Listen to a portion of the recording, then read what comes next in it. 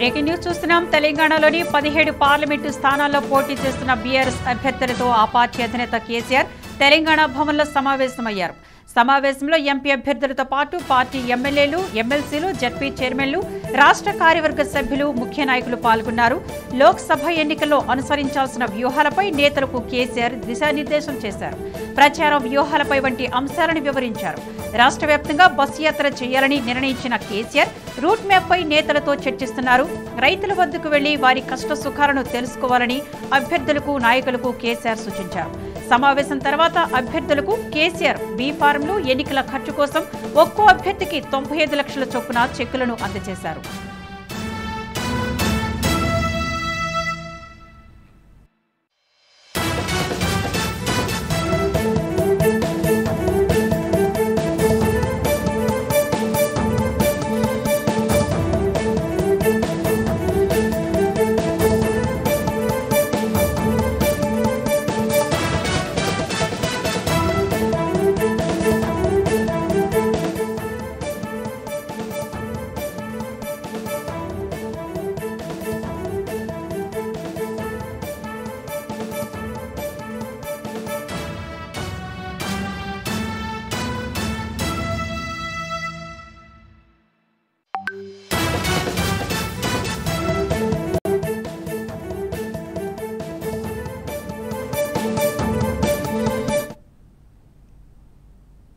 Breaking news చూస్తున్నాం. తెలంగాణలోని 17 parliament స్థానాల్లో పోటీ చేస్తున్న బీఆర్ఎస్ అభ్యర్థులతో ఆ పార్టీ అధినేత కేసీఆర్ తెలంగాణ భవన్లో సమావేశమయ్యారు. ఇక దీనికి సంబంధించి మరింత సమాచారాన్ని మా ఎగ్జిక్యూటివ్ ఎడిటర్ శివప్రసాద్ ఫోన్లో అందిస్తారు. శివప్రసాద్, చెప్పండి, బీఆర్ఎస్ అభ్యర్థులతో ఆ పార్టీ అధినేత కేసీఆర్ తెలంగాణ భవన్లో సమావేశమయ్యారు. వచ్చే లోక్సభ ఎన్నికల కోసం నేతలకు ఎలాంటి దిశానిర్దేశం చేశారు? ఇప్పుడు ఉన్నటువంటి పరిస్థితుల్లో బీఆర్ఎస్ పార్టీని కాపాడుకోవడమే వాళ్ళ యొక్క ప్రధానమైనటువంటి లక్ష్యం. ఆ లక్ష్యం నెరవేరాలంటే ఖచ్చితంగా తాము కొన్ని సీట్లైనా గెలిచి తీరాలనేటువంటి పరిస్థితి బీఆర్ఎస్ కు ఉంది. గెలుస్తారా లేదా అనేది తర్వాత విషయం, కానీ గెలవకపోతే ఇది జీవన మరణ సమస్య అనేటటువంటి పరిస్థితి వాళ్ళకు ఉంది. ఒకవేళ గెలిస్తే మా ఉనికి ఇంకా ఇక్కడ ఉంది, మేము ఇక్కడే ఉన్నాం, మా పార్టీకి ఏం జరగలేదు అనేటటువంటి చెప్పుకోవడానికి వాళ్ళకి అవకాశం ఏర్పడుతుంది. ప్రజలు మా వెంటే ఉన్నారు, కనీసం కొన్ని స్థానాల్లో చెప్పుకునే అవకాశం ఉంటుంది వాళ్ళకి. అది కూడా లేని పక్షంలో పూర్తిగా బీఆర్ఎస్ పార్టీ తెరమరుగైపోయింది అనే పరిస్థితి ఏర్పడుతుంది. కాబట్టి సర్వశక్తులు ఒడ్డి ఈ ఎన్నికల్లో కనీసం కొన్ని సీట్లైనా సాధించాలనేది వాళ్ళ యొక్క ప్రధానమైనటువంటి లక్ష్యంగా వాళ్ళు ముందుకు సాగే పరిస్థితిలో ఉన్నారు. ఆ విషయాన్ని ఆయన చాలా సుస్పష్టంగా 16 మంది క్యాండిడేట్స్ ఎవరైతే ప్రధానంగా దీంట్లో అంటే ఓల్డ్ సిటీ ఎట్లాగూ సీటు ముందే ఎప్పుడు నిర్ధారణ అయిపోయి ఉంటుంది. ఒకవేళ ఈసారి ఏదన్నా ఒకవేళ మిరాకిల్ జరిగితే, ఒకవేళ బీజేపీ పొరపాటున కనుక ఒకవేళ ఆ సీటు కనుక గెలుచుకుంటే, ఒకవేళ ఆ సీటు ఎట్లాగో ఆ రెండింటి మధ్య ప్రధానమైనటువంటి పోటీ ఉంది కాబట్టి 16 సీట్లను ప్రధానంగా తీసుకునే పరిస్థితి ఉంది. కాబట్టి ఈ 16 సీట్లలో ఖచ్చితంగా కనీసం వీలైనన్ని సీట్లు, ఎన్ని వీలైతే అన్ని సీట్లు గెలిచి తీరాలనేటటువంటి విషయాన్ని ఆయన కూడా క్యాండిడేట్స్కి చాలా స్పష్టంగా చెప్పారు. మనమేమి ప్రజల్లో వెనకబడలేము, ప్రజలంతా ఉన్నారు. కేడర్లో ఒక రకమైనటువంటి కన్ఫ్యూజన్ ఏర్పడింది, దానికి రకరకాల కారణాలు ఉన్నాయి. వాటన్నిటిని కనుక బెరీజ్ వేసుకుంటే ప్రజలు కూడా కొంత వ్యతిరేకత వ్యక్తం చేస్తున్నారు అనే పరిస్థితి కనిపించవచ్చు చూడడానికి. కానీ ప్రజలంతా కూడా మనతోనే ఉన్నారు. తెలంగాణ సాధించింది మనమే, తెలంగాణకి తెచ్చింది మనమే. కేసీఆర్ ఎప్పటికీ కూడా తెలంగాణకి ఒక మూల స్తంభంలాగా ఉండిపోతాడు. కాబట్టి డెఫినెట్ గా ప్రజలు మనతో ఉంటారు అనేటటువంటి విశ్వాసాన్ని వాళ్ళలో కలిగించడానికి ఆయన ప్రయత్నం చేసినట్టుగా తెలుస్తోంది. అంతేకాకుండా వెళ్లిపోయిన వాళ్ళు, బీఆర్ఎస్ నుంచి వెళ్ళిపోయి బీజేపీలో ఎంపీలుగా పోటీ చేస్తున్నటువంటి వాళ్ళు, లేదా ఆ బీఆర్ఎస్ నుంచి వెళ్ళిపోయి కాంగ్రెస్ లో ఎంపీలుగా పోటీ చేస్తున్నటువంటి వాళ్ళు, ఎమ్మెల్యేలుగా పోటీ చేసిన వాళ్ళు ఇదివరకు, సరే వీళ్ళందరినీ కూడా పరిగణలోకి తీసుకుని ఆయన ప్రసంగం సాగినట్టుగా తెలుస్తూ ఉంది. మనతో ఉన్న వాళ్ళకి డెఫినెట్ గా ఎప్పటికైనా సరే మళ్ళీ మంచి రోజులు వస్తాయి. వచ్చే ప్రభుత్వం మనమే, ఇక్కడ మళ్ళీ ఖచ్చితంగా మనమే అధికారంలోకి వస్తామనేటటువంటి అంశాన్ని ప్రజల్లోకి తీసుకువెళ్ళాలి.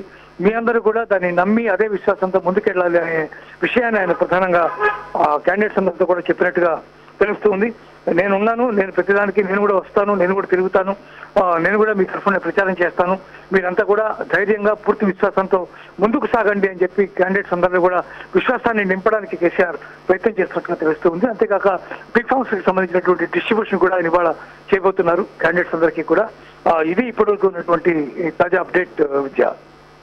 అంటే ప్రధానంగా రైతుల సమస్యని సాగ్గా తీసుకొని కాంగ్రెస్ ఇచ్చిన హామీల్లో ఉచిత మహిళల బస్సు తప్ప ఏం చేయలేదని ఒకవైపు ఎండగడుతూ మరోవైపు కేంద్ర ప్రభుత్వం విభజన అంశాలు కూడా సరిగ్గా పట్టించుకోలేదు, పట్టించుకుంటే మనం ఇంకా డెవలప్ అయ్యామంటూ ప్రజలకు తీసుకెళ్లే ప్రయత్నం చేస్తున్నట్లుగా చూస్తున్నాం. ఇవి ఆ పార్టీ గెలుపుకి ఏమైనా దోహదపడే అవకాశం ఉందా? వ్యతిరేకత పోగొట్టుకోగలదా? అంటే రైతు సమస్యల్ని ప్రధానంగా తీసుకోవడం అనేది ఇప్పుడు రైతు సమస్యల్ని ప్రధానంగా తీసుకుని చేశారు, లేకపోతే మేము ఇంత డబ్బులు వేసాం, లేకపోతే ఇంత చేశామని చెప్తున్నటువంటి పరిస్థితి బీఆర్ఎస్కి ఉంది. కానీ ఆ ద్వారా రాష్ట్రం ఎంత మేర అప్పుల్లో కూరుకుపోయింది, ఎంత భయంకరమైనటువంటి ఆర్థిక సంక్షోభంలో పడింది, కాళేశ్వరం ప్రాజెక్టు ఒక పక్క పూర్తిగా పనికిరానటువంటి స్టేజ్కి తయారైంది. ఇటువంటి లాసెస్ అన్ని ఏవైతే ఉన్నాయో, అంతేకాకుండా ఈ ఫోన్ ట్యాపింగ్ ఇటువంటి వ్యవహారాలన్నీ కూడా భయంకరంగా బీఆర్ఎస్ ని హాంట్ చేస్తున్నటువంటి పరిస్థితుల్లో సమస్యల మీద పోరాడతామంటే ప్రతిపక్ష పార్టీ కూడా ఏదో ఒక సమస్య మీద పోరాడాలి. పోరాడకపోతే దానికి ఉనికి ఉండదు. కాబట్టి పోరాడడం అనేది వాళ్ళ యొక్క విద్యుక్త ధర్మం, గత్యంతరం లేనటువంటి పరిస్థితి. కాబట్టి పోరాడతారు. కానీ దాన్ని ఎంతవరకు ప్రజలు విశ్వసిస్తారు అనేది క్వశ్చన్ మార్క్ విషయమే. ఇప్పుడు కాంగ్రెస్ అధికారంలోకి రావడం, హామీలు ఇచ్చి అధికారంలోకి వచ్చింది. కానీ ఆ హామీలు ఎంతవరకు నెరవేర్చగలదు అనేది ఆ క్షణంలో చూసే పరిస్థితుల్లో ప్రజలు లేరు. ఆ క్షణంలో చాలా గొప్పగా కనిపించింది కాబట్టి నేచురల్ గా ప్రజలు కాంగ్రెస్ కు ఓటేశారు. బీఆర్ఎస్ పట్ల తీవ్రమైనటువంటి వ్యతిరేకత ఉంది కాబట్టి కాంగ్రెస్ కు ఓటేశారు. ఇవన్నీ చాలా ఫ్యాక్టర్స్ దాంట్లో ఉన్నాయి.